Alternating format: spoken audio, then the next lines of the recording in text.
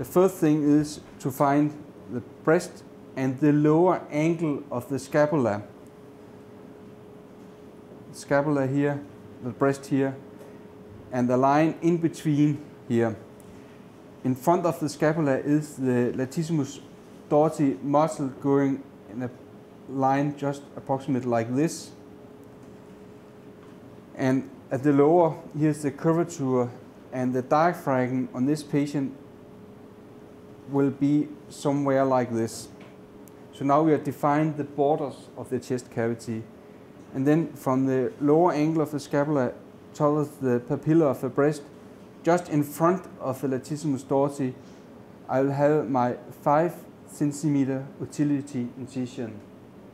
That's the incision that I'll begin with, the incision that I can expand if I run into trouble, or if I have to convert to an open operation. I can just expand this incision towards the breast, put in a rib spreading device, and I'll have a proper access for open surgery within 1 or 2 minutes in case of emergency.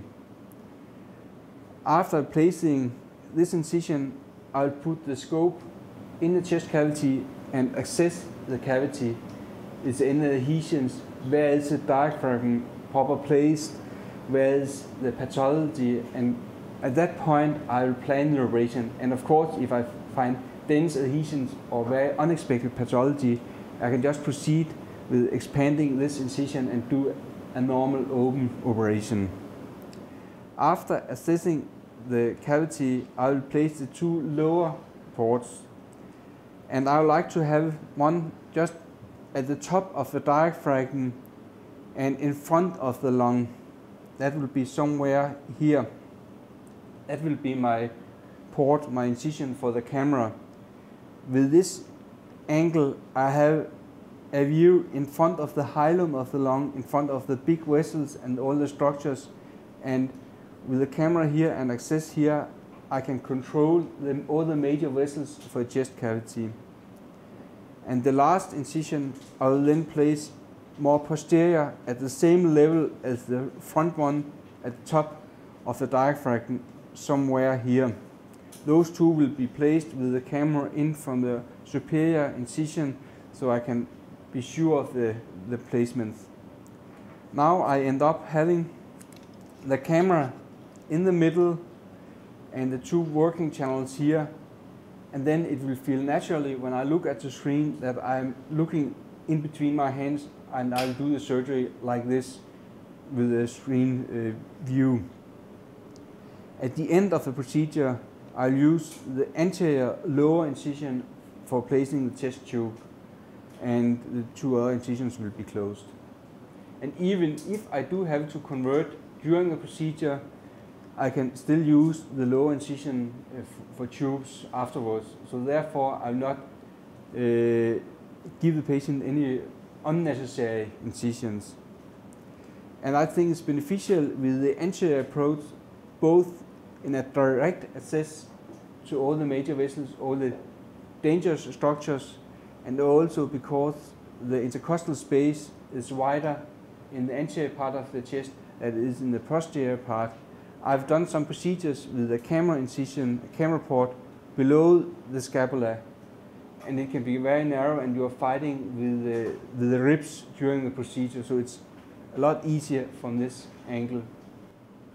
Now we have bent the patient, and I can start making the incisions. First, detecting where the scapula and the lower angle of the scapula and the breast are.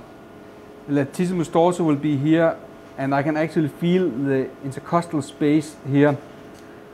Then I will make a short incision here, the incision where I can retract the specimen later on, and the incision that I can expand if necessary.